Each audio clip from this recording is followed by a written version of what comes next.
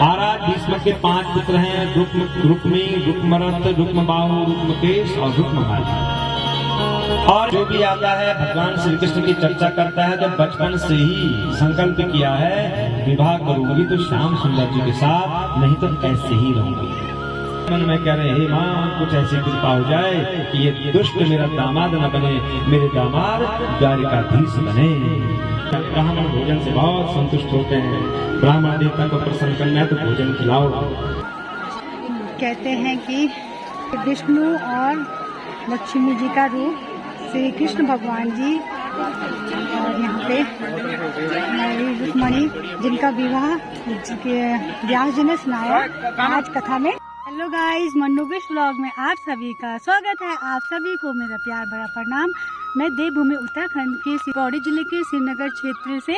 तो आज हम जा रहे हैं भागवत में। तो भागवत हमारे बिलकेदार से थोड़ा सा एक गांव पड़ता है, बहुत ही सुंदर, जिसका नाम है धनचड़ा।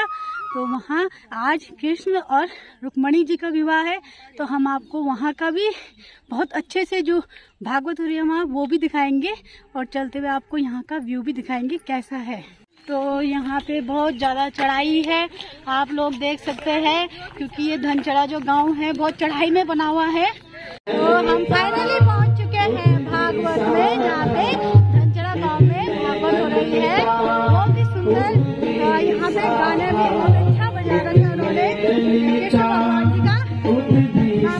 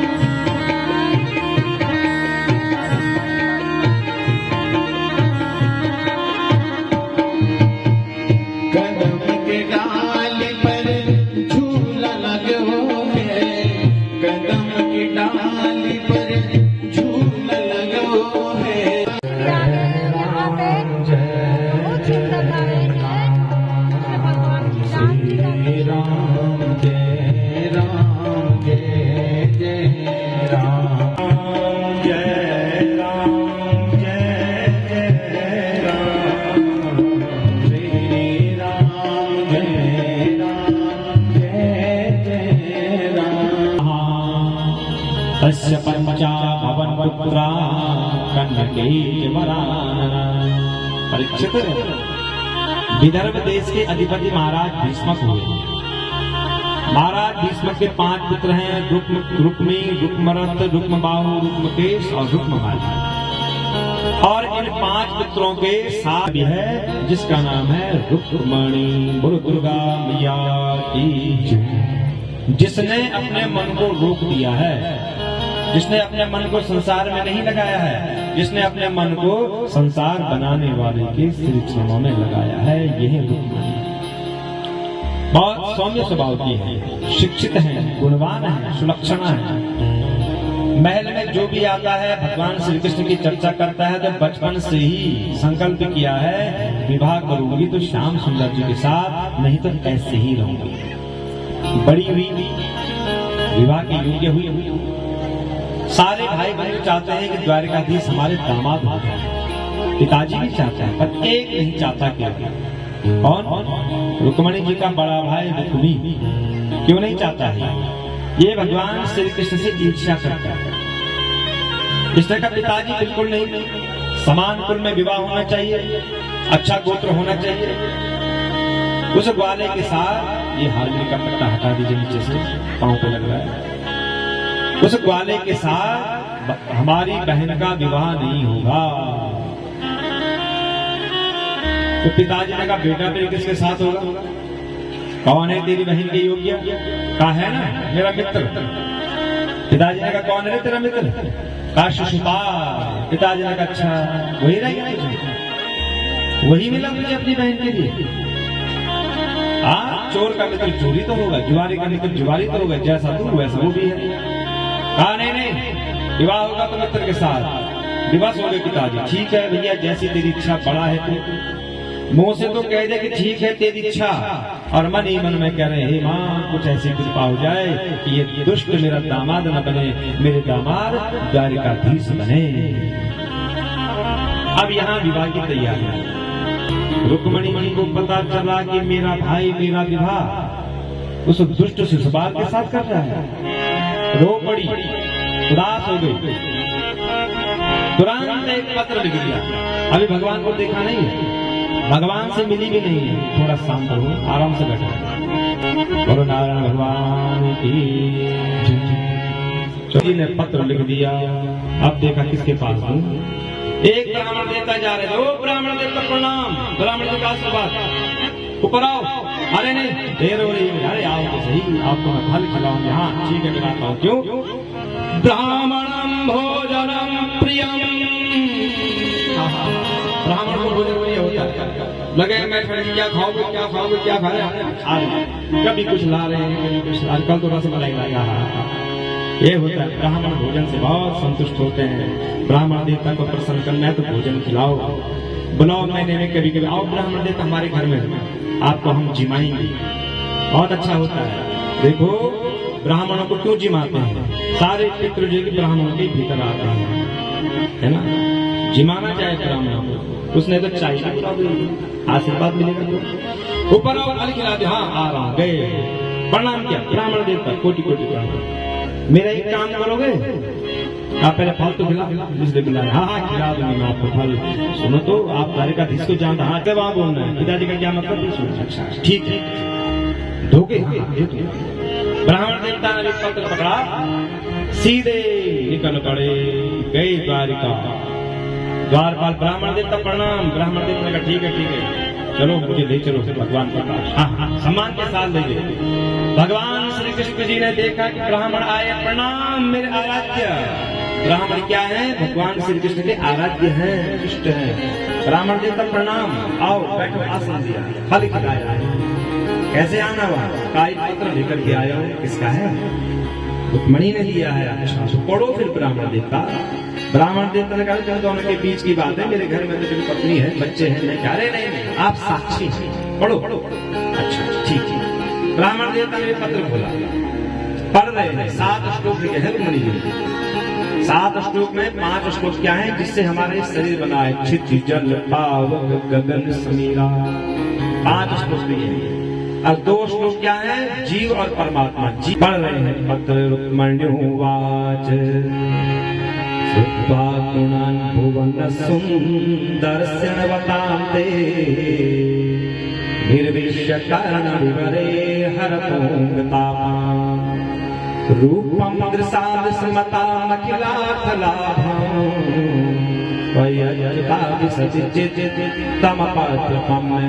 श्याम सुंदर। मैंने आपको देखा नहीं है, मैंने केवल सुना है कि आप सुंदर हैं। सच में आप बहुत सुंदर हैं।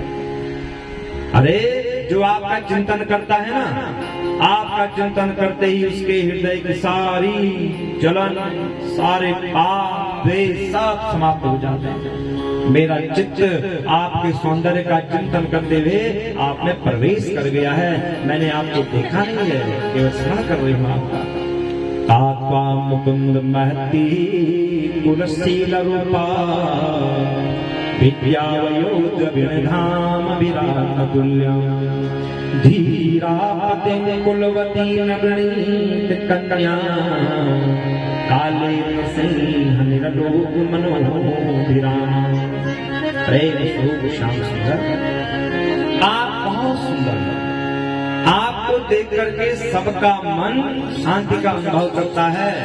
और जब कन्या विवाह के योग्य होती है ना, तो भी यही चाहती है कि द्वारिकाधीश हमारे पति हो तो कितना अच्छा होगा। और मैं भी यही चाहती हूँ आप मेरे पति बनो। मैंने आपको पति रूप में वर्ण कर दिया है, इसलिए ही प्रियता तन्मय भवान खलु वृत्ता पति रंग जाया आत्मार्पिता भवतोऽत्र विभो विदेहि मां वीर भाग में भासुत चैत्य आरा गोमायुवन मृगपतेर् बलिमं गुजाक्षा। मैंने हृदय से आपको पति रूप में वर्ण कर दिया है। मेरा विवाह होगा 1 दिन पहले, माने पिताजी का भी समझ जाएगा। ये संस्कार होते हैं, शिक्षा होती है। गुप्त रूप से आना और मुझे भगा के ले जाना। अब आप सोच रहे होंगे मैं कैसे आऊंगा, बड़े बड़े सैनिक होंगे वहां, तो बता रही हूँ कैसे आना है। अंता पुरांतर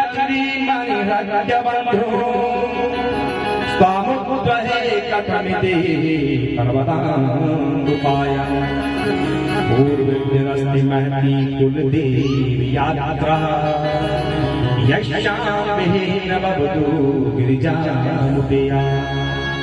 आप सोचते होंगे मैं कैसे आऊंगा, तो सुनो, हमारे कुल की एक परंपरा है, जिस कन्या का विवाह होता है एक दिन पहले गौरा देवी के मंदिर जाना पड़ता है।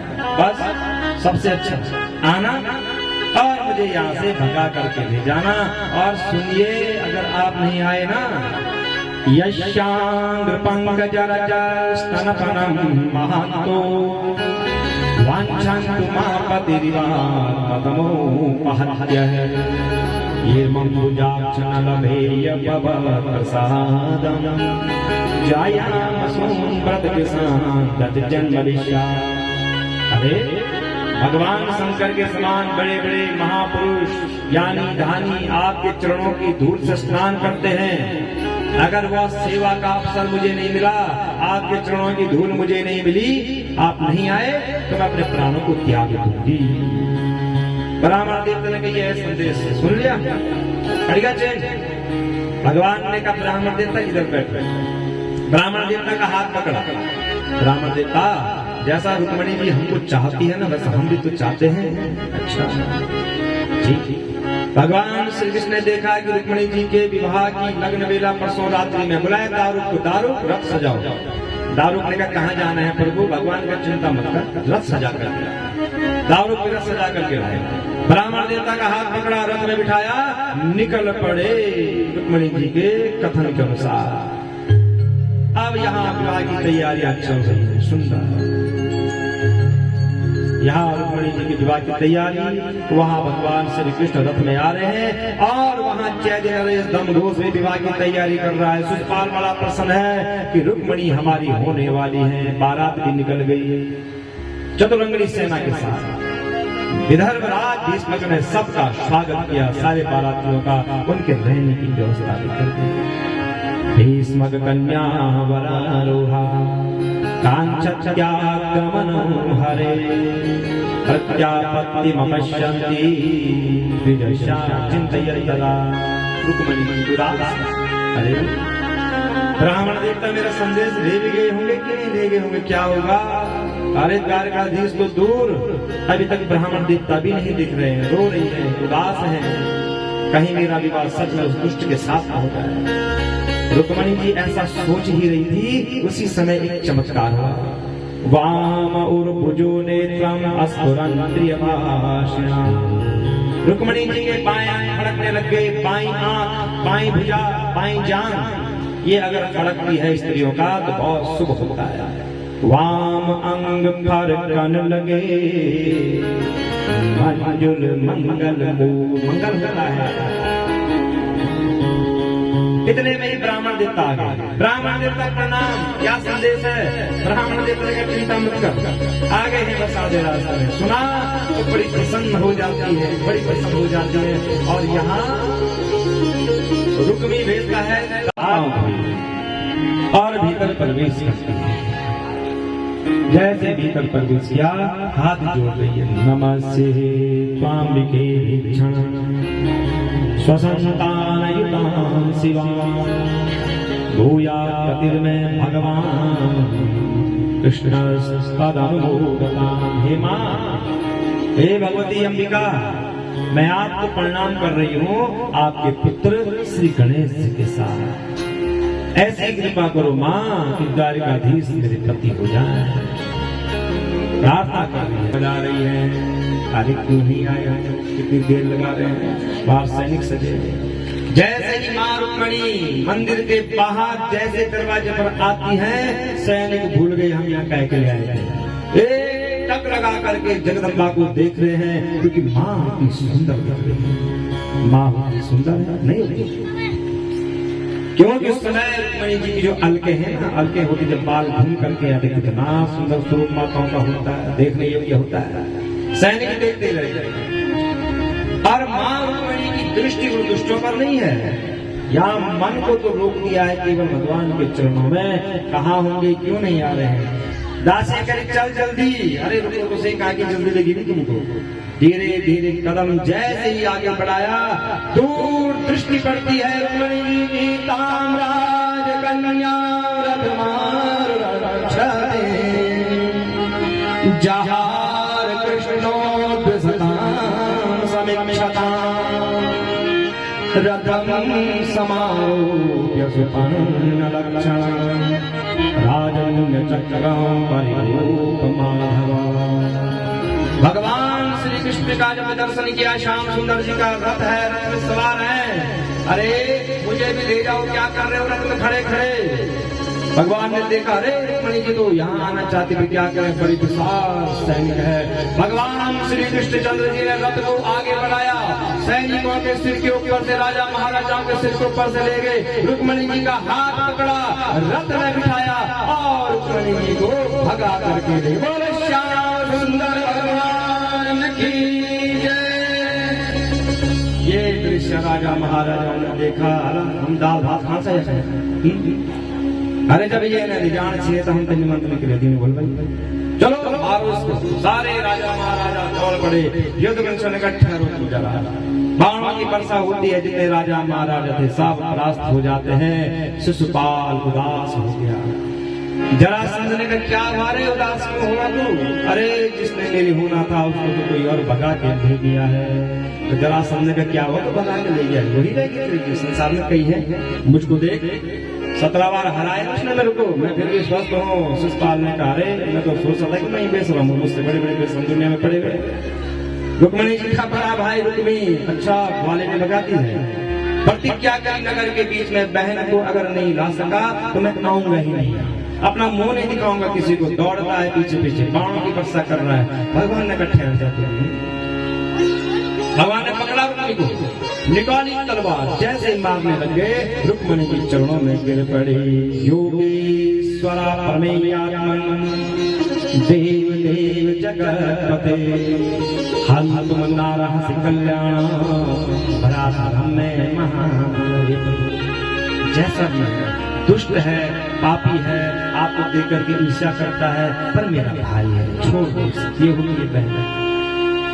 भाई चाहे बहन को भाई के बुलाए न बुलाए, उसे प्रेम करे न करे, पर बहन जब सोमवार का व्रत लेती है, मंदिर जाती है, मेरे बाबा मेरे बुल्ला पर रक्षा करेगा, मेरे भेजी रक्षा करेगा। यह है बहन का एक प्यार, प्रेम। यह है बुआ का प्रेम अपने भाई के प्रति, अपने भतीजों के प्रति। और आजकल ऐसे ऐसे जो है कि हम देखते हैं कि एक हास्य में जो है कि बुआ के लिए क्या क्या बोला जाता है कि माँ बुआ आ रही है, माँ बुआ का फोन आ रहा है। बुआ, अरे बुआ तो वो है जो हर समय दुआ देती है, जो हर समय अपने भाई अपने भतीजों के लिए ही सोचती है। ये है फूफू, ये है फूफू का प्रत्याग, जिसको चादर मिली थी। ब्रह्मा जी ने कहा था, ये होलिका इस चादर को लेकर तू बैठेगी तो अन्य तरह कुछ नहीं बिगाड़ेगी। हिरण्यकश्यप ने गोद में बिठाया था प्रहलाद जी को, और चादर डाल दी प्रहलाद जी को ऊपर कि मैं मर जाऊं पर मेरा भतीजा स्वस्थ रहे, इसलिए तो राख लगाई जाती है। अगर उसके मन में ये विचार होता कि मैं भतीजे को मारूं तो राख क्यों लगा दूं उसके लिए? उसका त्याग था अपने भतीजों के लिए। और प्यार करती है बुआ और प्यार करती है मौसी अपने जो है बच्चों से। और प्रेम कहाँ मत मारो उसे।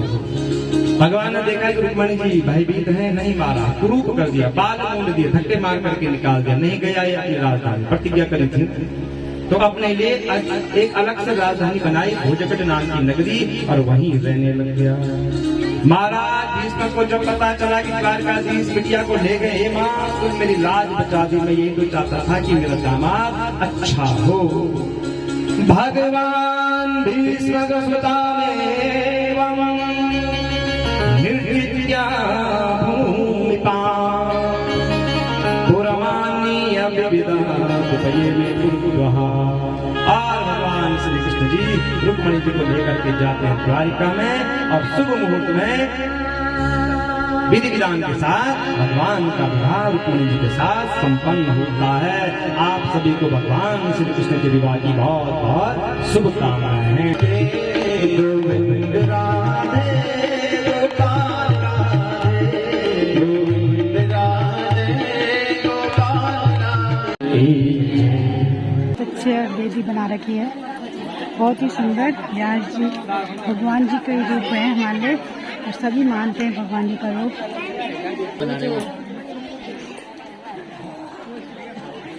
व्यास जी भगवान जी का रूप होते हैं, इसलिए हम भी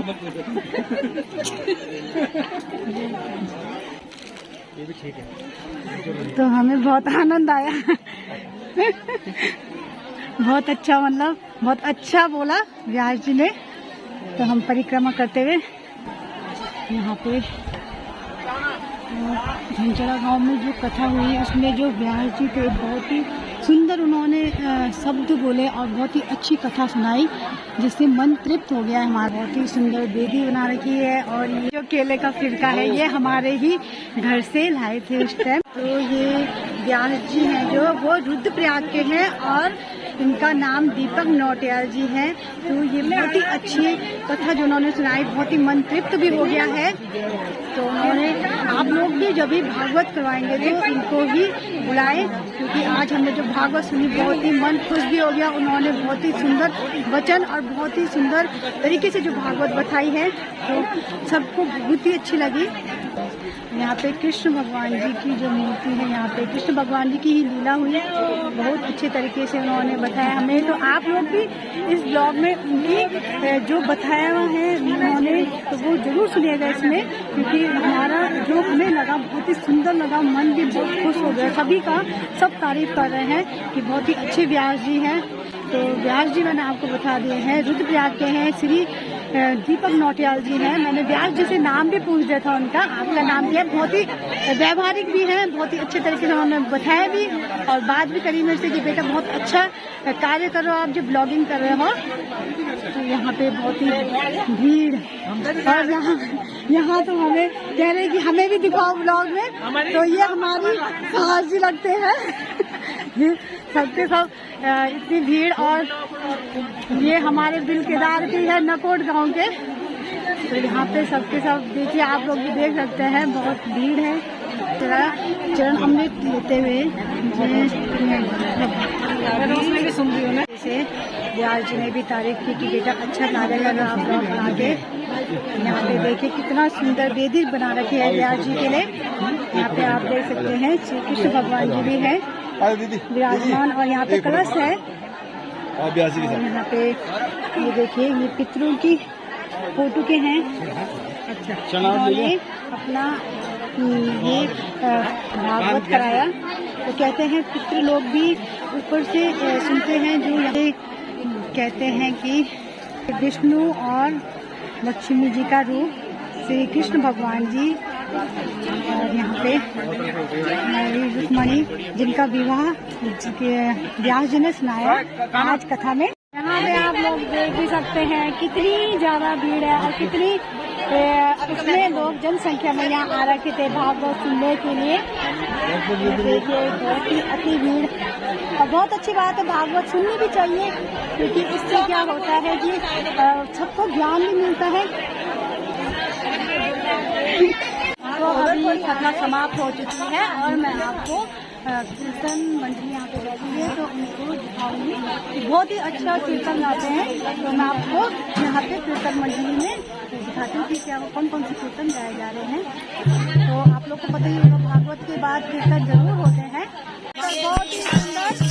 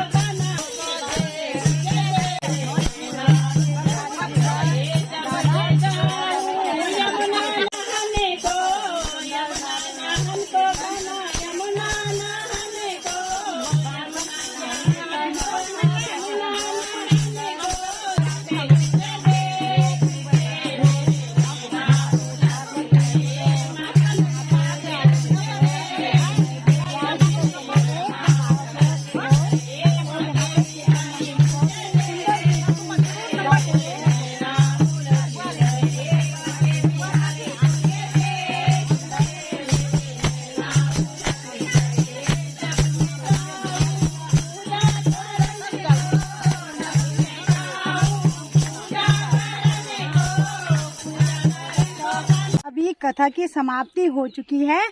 तो अब मेरी जी बहुत अच्छा बोलती है, वो भी कम नहीं है, ब्लॉगर है वो सबसे बड़े। अब हमारी जी बोलेंगे जी।